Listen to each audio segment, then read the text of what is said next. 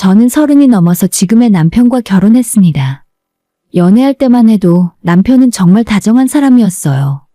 제 부모님한테도 잘해드렸고 명절 때마다 선물도 챙기고 부모님 생신이면 꼭 축하 인사도 드렸죠. 처음 인사드릴 때는 부모님 같은 분 만나서 영광입니다. 라며 공손하게 인사하던 모습이 아직도 기억납니다. 그래서 저는 이 사람이라면 평생 믿고 의지할 수 있겠다 싶어서 결혼을 결심했어요. 주변에서도 남편을 보고 참 괜찮은 사람 만났네 라며 축하해줬고 저 역시 행복한 결혼 생활을 꿈꿨습니다. 저희 신혼집을 마련할 때 친정에서 큰 도움을 주셨어요. 전세금의 절반 이상을 부모님이 보태주셨는데 남편도 처음엔 정말 고맙다고 하더라고요. 장인어른 장모님 감사하다고 인사도 깍듯이 하고 이 은혜 평생 잊지 않겠습니다. 라고 약속도 했습니다. 그때는 정말 진심으로 하는 말인 줄 알았어요. 이삿날에도 친정 부모님이 직접 오셔서 짐 정리 도와주시고 살림장만하는데도 이것저것 챙겨주셨죠. 남편은 그때만 해도 장인어른 장모님 덕분에 이렇게 좋은 집에서 출발하게 됐습니다. 라며 감사의 인사를 계속했습니다. 하지만 결혼 생활이 1년 2년 지나면서 남편의 진짜 모습이 서서히 드러나기 시작했어요. 친정에서 주시는 호의를 감사하게 받아들이는 게 아니라 오히려 부담스러워하고 자격지심을 느끼는 것 같았습니다. 명절 때 친정 어머니가 남편 먹으라고 비싼 영양제를 챙겨주시면 또 이런 거 주시네. 돈 좀 있다고 너무 유세 떠는 거 아니야? 라고 비꼬듯 말했어요. 그게 무슨 말이야?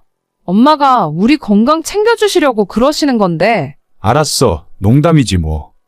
왜 이렇게 예민하게 반응해? 남편은 이런 식으로 대충 넘어가려 했지만 그 말투와 표정에는 분명 불편함이 담겨 있었습니다. 처음엔 그냥 단순한 농담인 줄 알았는데 그런 말들이 점점 잦아지면서 저는 불안해지기 시작했어요. 반면 시댁에서는 신혼집 마련에 1원도 보태주지 않았고 명절 때마다 용돈을 드려도 당연하다는 듯 받기만 하셨어요. 요새 물가가 얼마나 올랐는데 이것밖에 못 줘? 심지어는 이런 말씀까지 하셨지만 남편은 아무 말도 하지 않았습니다. 그래도 저는 며느리로서 예의를 지키려고 노력했어요. 시부모님께 잘해드리고 명절마다 음식 준비도 성심껏 했죠. 명절 전날에는 밤을 새워가며 음식을 준비했고 시댁에 가서도 설거지며 청소며 다 도맡아 했습니다. 명절에 너무 무리하지 말고 좀 쉬엄쉬엄 해라. 친정부모님은 걱정해 주셨지만 저는 며느리 역할을 충실히 하려고 애썼어요. 하지만 남편은 시댁과 친정을 대하는 태도가 너무나 달랐습니다. 친정 부모님이 뭘 주시면 또 이런 거 주시네. 우리가 뭐 어린애도 아니고.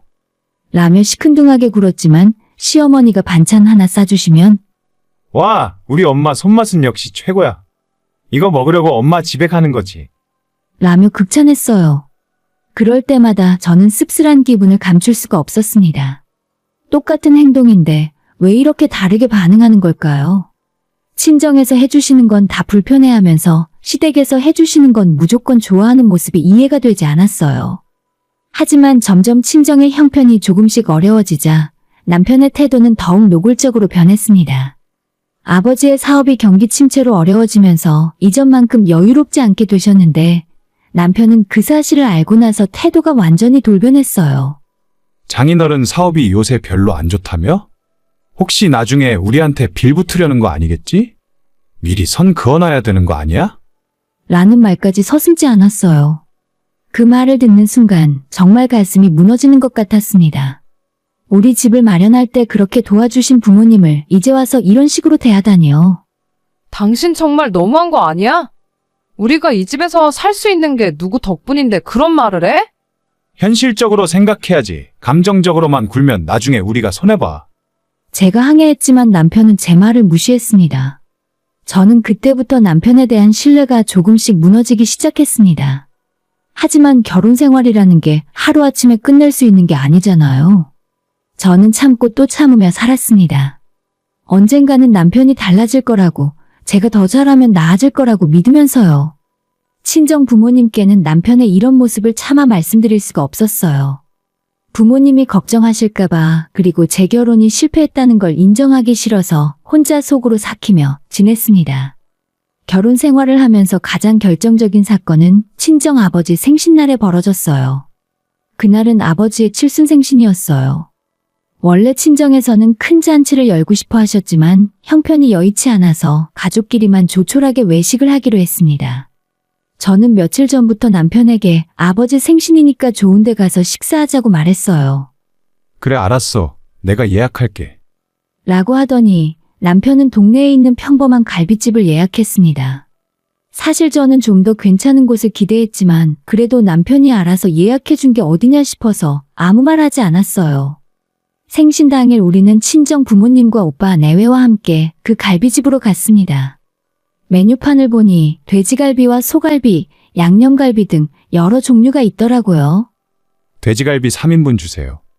남편이 먼저 주문했어요. 저는 잠깐 망설이다가 오늘 아버지 생신인데 소갈비도 좀 시키면 안 돼? 라고 조심스럽게 물어봤습니다. 아버지께서 평소에 소갈비를 좋아하시거든요. 게다가 칠순이라는 게 일생에 한 번뿐인 특별한 날이잖아요. 그 정도는 해드려도 되지 않을까 싶었어요. 그런데 남편의 표정이 순식간에 굳어지는 게 보였습니다. 소갈비. 라고 날카롭게 물어보더니 제 눈을 똑바로 쳐다봤어요. 아니, 그냥 오늘 특별한 날이니까 소갈비도 조금 먹자고. 저는 당황해서 말끝을 흐렸습니다. 남편은 작은 목소리지만 분명하게 들리게 장인어른이 소갈비가 가당키나 해? 돼지갈비도 충분히 좋은 건데 왜 굳이 비싼 걸 시키려고 해? 라고 말했어요. 그 순간 식탁 분위기가 싸늘하게 식어버렸습니다.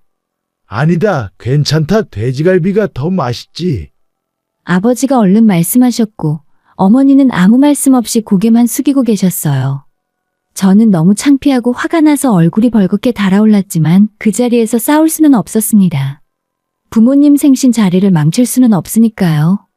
그래서 알겠다고 짧게 대답하고 입을 다물었어요. 식사하는 내내 남편은 불편한 표정으로 계속 핸드폰만 만지작거렸고 저는 음식이 목으로 넘어가지 않았습니다. 돼지갈비가 입에서 씹히기는 했지만 아무 맛도 느껴지지 않았어요. 아버지는 애써 밝은 표정을 지으시려고 노력하셨지만 저는 아버지의 눈빛에서 서운함을 읽을 수 있었습니다. 식사를 마치고 계산할 때 남편은 카드를 내밀면서도 계속 인상을 찌푸렸어요. 겨우 15만 원 정도 나왔는데도 말이죠.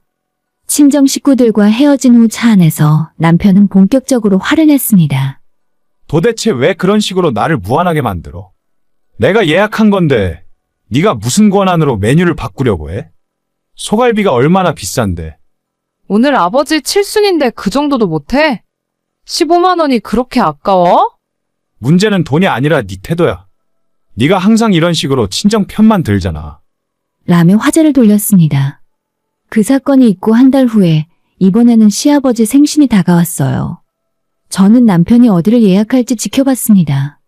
그런데 놀랍게도 남편은 우리 동네에서 가장 비싼 한우 전문점을 예약했더라고요. 1인분에 5만 원이 넘는 최고급 한우를 파는 곳이었어요. 거기 비싸지 않아. 라고 물어보니 남편은 아버지 생신인데 당연히 좋은 데 가야지. 우리 아버지는 고기 맛을 아시는 분이야. 라고 당당하게 말했습니다. 저는 그 말을 듣는 순간 정말 기가 막혔어요. 생신 당일 우리는 시댁 식구들과 함께 그 한우 전문점에 갔습니다. 남편은 특등급 한우를 아낌없이 주문했고 한 병에 몇만 원짜리 비싼 술까지 시켰어요. 우리 아들이 효자네 효자야. 시아버지는 흐뭇해하셨고 시어머니도 역시 우리 아들은 달라. 부모 생각을 이렇게 하다니. 라며 칭찬을 아끼지 않으셨습니다. 저는 그 모습을 보면서 속으로 얼마나 비참한 기분이 들었는지 몰라요. 며칠 전 친정 아버지 생신 때는 소갈비 한 접시도 아깝다고 하던 사람이 시아버지 생신에는 1인분에 5만 원이 넘는 한우를 주저없이 주문하는 모습이 너무나 대조적이었습니다. 식사를 마치고 계산할 때 총 금액이 50만 원이 넘게 나왔어요. 남편은 카드를 내밀면서도 전혀 아까워하는 기색이 없었습니다. 이 정도는 해드려야죠. 오히려 당연하다는 듯이 말했어요. 저는 차 안에서 참았던 말을 꺼냈습니다. 우리 아버지 생신 때는 소갈비도 아깝다고 하더니 시아버지 생신에는 50만 원 넘게 쓰는 게 당연한 거야? 남편은 잠시 멈칫하더니 그건 다르잖아. 우리 아버지는 평소에 고급 음식을 즐기시는 분이고 장인어른은 뭐 그런 거에 관심 없으시잖아. 라고 둘러댔습니다. 저는 그 순간 깨달았어요. 이 사람은 절대 변하지 않을 거라는 걸. 친정과 시댁을 차별하는 게 당연하다고 생각하는 사람이라는 것을요. 그리고 그 차별의 기준은 돈과 체면이라는 것도요. 저는 더 이상 이런 식으로 살 수 없다고 마음먹었습니다. 음식값 차이보다 더 큰 문제는 남편의 이중적인 태도와 친정에 대한 노골적인 무시였어요.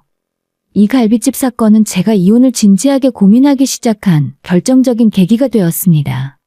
갈비집 사건 이후에 저는 남편에 대한 신뢰가 완전히 무너졌고 표면적으로는 결혼 생활을 이어가려고 노력했습니다. 하지만 마음속으로는 이미 이혼을 생각하고 있었어요. 그러던 중 명절이 다가왔습니다. 원래 명절이면 시댁에 가서 하루 종일 일하는 게 당연한 일이었는데 그 해는 좀 달랐어요. 시어머니가 갑자기 전화를 하셔서 올해는 내가 동생이랑 둘이서 해외여행을 가기로 했어. 그러면서 덧붙이시길. 그런데 네 시아버지가 명절 음식을 좀 드시고 싶어 하시니까 네가 아버님 모시고 식사 한번 해드려라. 저는 속으로 피식 웃음이 나왔어요. 평소에는 명절 음식 준비하라고 새벽부터 부르시더니 이번엔 자기가 여행을 가니까 저한테 다 떠넘기시는 거잖아요. 하지만 저는 공손하게 대답했습니다. 알겠습니다, 어머님. 걱정 마시고 다녀오세요. 우리 엄마도 좀 쉬셔야지. 이번에는 당신이 아버지 잘 모셔봐. 남편은 당연하다는 듯이 말했어요. 그 순간 저는 마음속으로 계획을 세우기 시작했습니다. 이번 기회에 그동안 쌓였던 응어리를 제대로 풀어줘야겠다고요. 명절 당일 저는 시아버지께 전화를 드렸습니다. 아버님, 오늘 제가 모시고 외식하러 가려고 하는데요. 아버님 친구분들도 몇 분 모시면 어떨까요? 명절인데 혼자 계시면 쓸쓸하시잖아요. 시아버지는 처음엔 괜찮다고 하셨지만 제가 계속 권해드리니까 결국 친한 친구 3분을 부르시겠다고 하셨어요. 저는 속으로 좋아, 이렇게 되는 거야 라고 생각하며 우리 동네에서 가장 비싼 한우 전문점에 예약을 했습니다. 바로 지난번 시아버지 생신 때 갔던 그곳이었죠. 1인분에 5만 원이 넘는 특등급 한우를 파는 곳이요. 예약을 확정하고 나서 남편에게 말했습니다. 오늘 아버님 모시고 한우집 가기로 했어. 친구분들도 3분 오신대. 그래? 우리 아버지 좋아하시겠네. 잘 모셔드려. 라고 아무렇지 않게 대답했어요. 그때만 해도 남편은 제가 어떤 계획을 세우고 있는지 전혀 눈치채지 못했습니다. 저는 일부러 카드 써도 되냐고 물었고 당연하지. 우리 아버지 모시는 건데. 남편은 흔쾌히 본인의 카드를 건네줬어요. 명절날 저녁 저는 시아버지와 친구 3분을 모시고 한우 전문점으로 갔습니다. 시아버지는 친구들에게 자랑하셨어요. 우리 며느리가 이런 좋은데 데려온다고 하더라고. 저는 정중하게 인사를 드리고 메뉴판을 펼쳤습니다. 그리고 망설임 없이 최고급 한우를 주문하기 시작했어요. 특등급 투플 한우 등심 5인분, 갈비살 5인분, 그리고 육회 대짜 하나 주세요. 아, 그리고 등심 추가로 3인분 더요. 많이 주문하시는데 괜찮으시겠어요? 직원이 물어봤지만 괜찮습니다. 더 필요하면 추가로 시킬게요. 저는 당당하게 말했습니다. 시아버지와 친구분들은 이야, 이렇게까지 안 해도 되는데.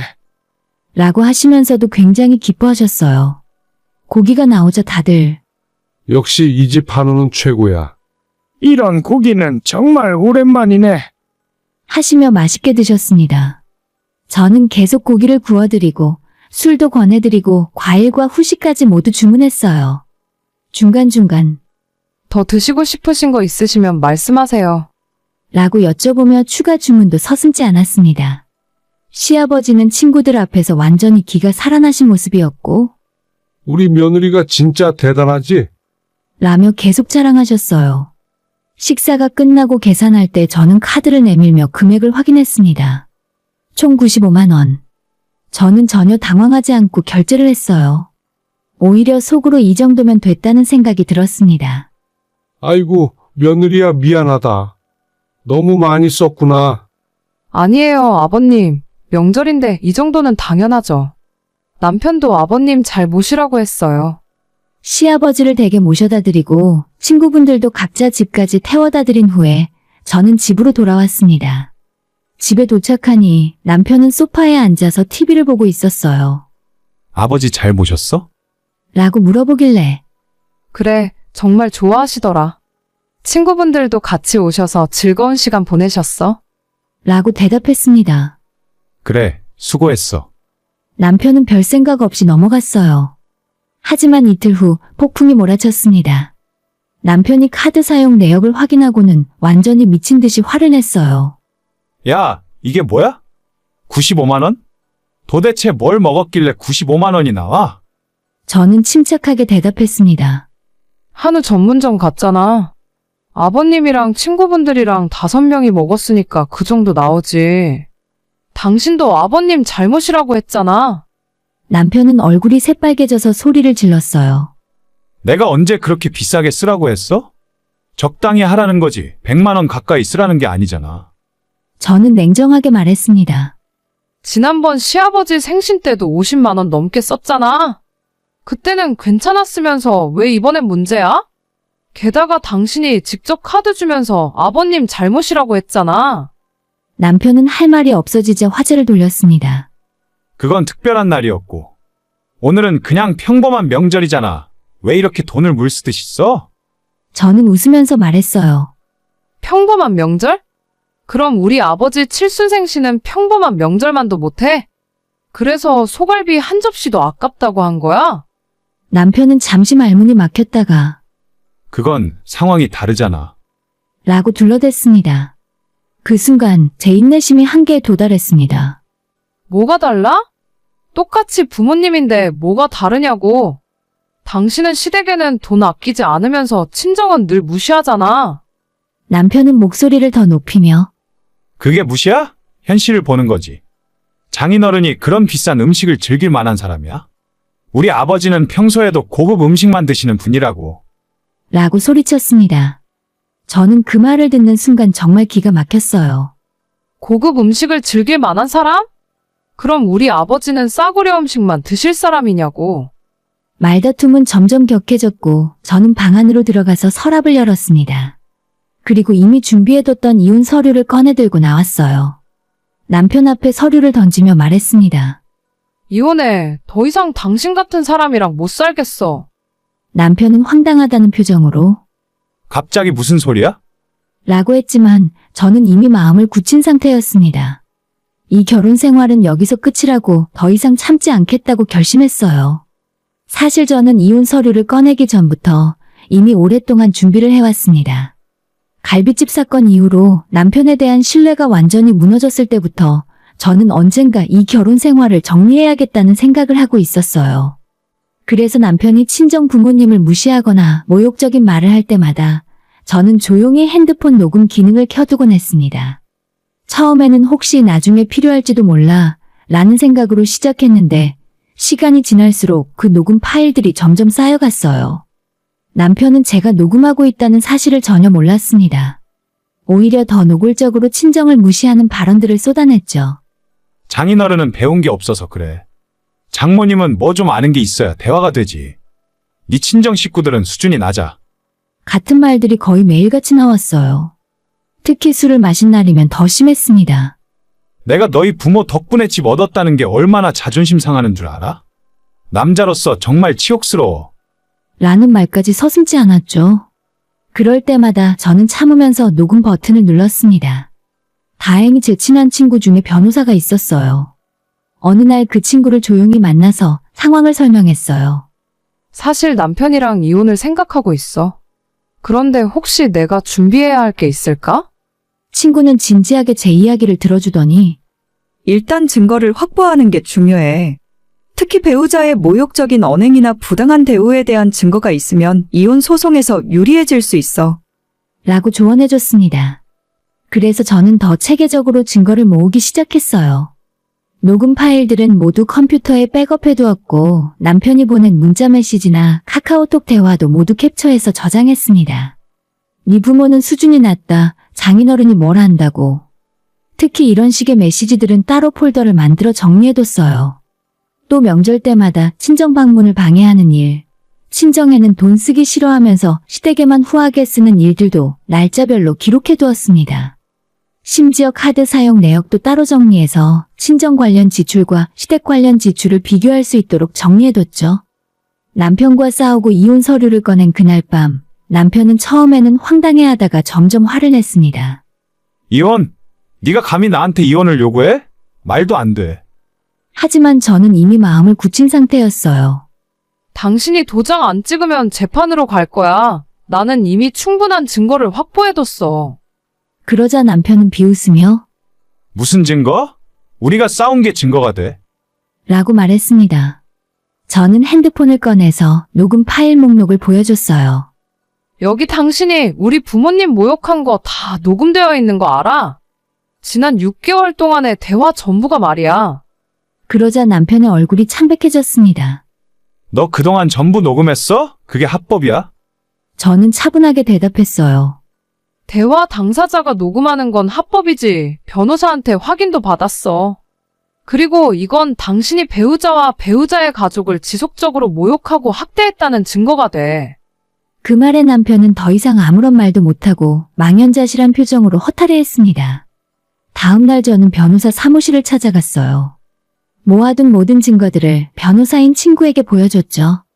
녹음 파일과 문자 메시지, 카톡 대화와 지출 내역 비교표까지 전부 말입니다. 친구는 자료들을 꼼꼼히 검토하더니 고개를 끄덕였습니다. 이 정도면 충분해. 배우자에 대한 지속적인 모욕과 차별 그리고 배우자 가족에 대한 명예훼손이 명백하게 드러나 있어. 특히 지능이 낮다, 교양이 없다는 식의 발언들은 정말 심각한 수준이야. 재판으로 가도 충분히 이길 수 있어. 친구의 말에 저는 안도의 한숨을 쉬었습니다. 하지만 남편은 끝까지 도장을 찍지 않으려 했어요. 제가 친정으로 짐을 싸서 나오자 남편은 매일같이 전화를 걸어왔습니다. 처음에는 화를 내다가 나중에는 애원하는 투로 바뀌었어요. 여보, 미안해. 내가 잘못했어. 다시 생각해봐. 하지만 저는 더 이상 흔들리지 않았습니다. 이제 와서 미안하다고 해서 될 일이 아니야. 당신이 우리 부모님한테 했던 말을 생각해. 그 말을 듣는 순간 나는 당신을 완전히 포기했어. 그건 내가 화가 나서 한 말이고. 남편은 변명했지만 저는 맞받아쳤습니다. 화가 나면 아무 말이나 해도 된다는 거야? 이 정도 상황에서도 남편이 계속 도장을 찍지 않자 저는 변호사를 통해 정식으로 이혼 소송을 제기했습니다. 법원에서 조정 절차가 있었는데 조정위원이 양쪽 이야기를 듣고 나서 남편에게 말했어요. 이 정도 증거면 재판으로 가도 원고가 이길 가능성이 높습니다. 합의 이혼하시는 게 양쪽에다 나을 것 같은데요. 남편은 마지못해 고개를 끄덕였고 결국 협의 이혼 조건을 논의하게 되었습니다. 신혼집은 장인어른이 도와주신 거니까 네가 가져가. 당연하지. 애초에 우리 부모님 돈으로 마련한 집인데. 위자료 문제도 있었는데 저희 측 변호사가 배우자와 배우자 가족에 대한 지속적인 모욕 행위를 고려하면 위자료 청구가 가능하다고 조언해줬어요. 위자료는 필요 없어요. 그냥 빨리 끝내고 싶어요. 하지만 저는 이쯤 되니 돈보다는 이 관계에서 벗어나는 게 더 중요했거든요. 최종적으로 이혼 합의서에 도장을 찍는 날, 남편은 마지막으로 말했습니다. 너 진짜 후회할 거야.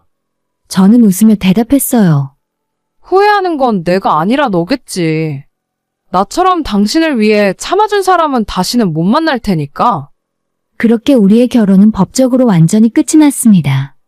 법원에서 나오면서 저는 이상하게 홀가분한 기분이 들었어요. 무거운 짐을 내려놓은 것 같은 느낌이었습니다. 이혼 서류가 정식으로 처리되고 며칠 후에 시어머니에게서 전화가 왔습니다. 우리 아들이 요새 많이 힘들어해. 네가 한 번만 더 생각해보면 안 될까? 저는 단호하게 대답했어요. 어머님, 이미 끝난 일입니다. 더 이상 저한테 연락하지 마세요. 그래도 부부인데. 시어머니가 더 말씀하시려고 하길래 제가 전화를 끊어버렸습니다. 그 후로 시댁에서는 더 이상 연락이 오지 않았어요. 저는 드디어 완전히 자유로워졌다는 걸 실감했습니다. 이혼이 확정되고 나서 저는 친정으로 완전히 돌아왔습니다. 짐을 정리하면서 그동안의 결혼 생활이 주마등처럼 지나갔어요. 신혼 때 행복했던 순간들, 그리고 점점 무너져가던 관계들. 하지만 이상하게도 슬프거나 후회되지는 않았습니다. 오히려 이제 새로 시작할 수 있구나, 라는 생각에 마음이 가벼웠어요. 부모님은 걱정 반, 안도 반의 표정을 지으셨습니다. 나중에 친구들을 통해 들은 이야기로는 전 남편이 이혼 후에 완전히 무너졌다고 하더라고요. 회사도 제대로 다니지 못하고 본가에 들어가서 하루 종일 술만 마신다고 했습니다.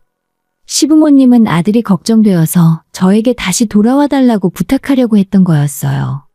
하지만 저는 전혀 흔들리지 않았습니다. 그 사람이 힘들어하든 말든 그건 제 문제가 아니었으니까요. 오히려 자업자득이지 라는 생각이 들었습니다.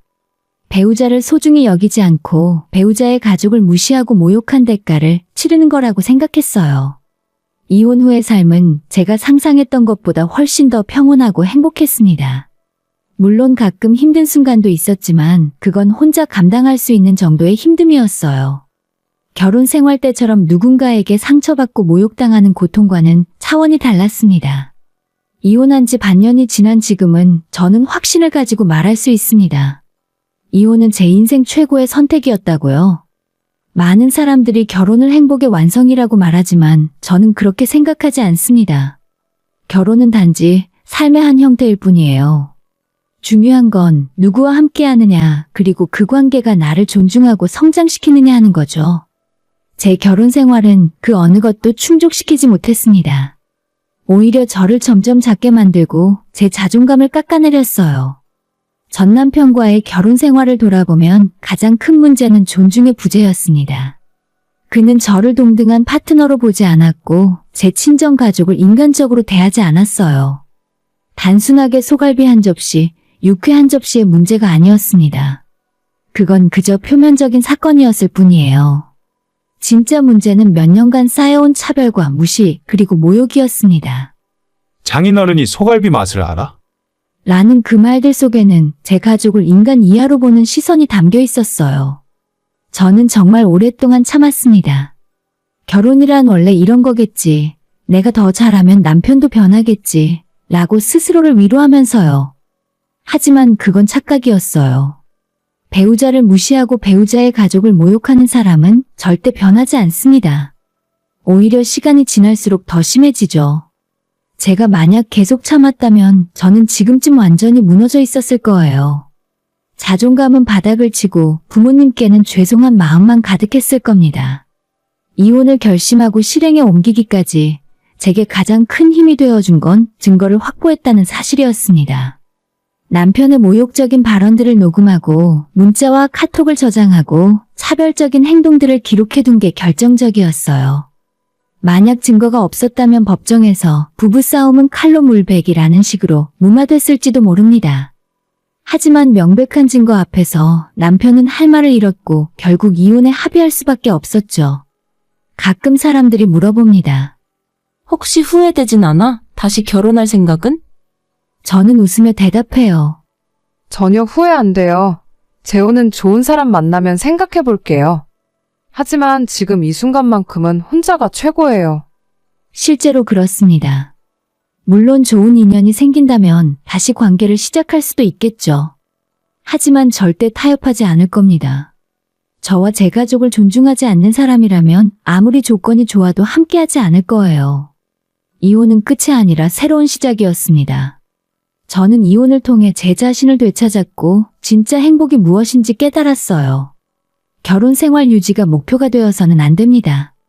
행복한 삶을 사는 게 목표여야 하죠. 만약 결혼이 불행을 가져온다면 그 결혼을 끝내는 것도 하나의 용기 있는 선택입니다. 저는 그 선택을 했고 지금 이 순간 너무나 만족하며 살고 있습니다.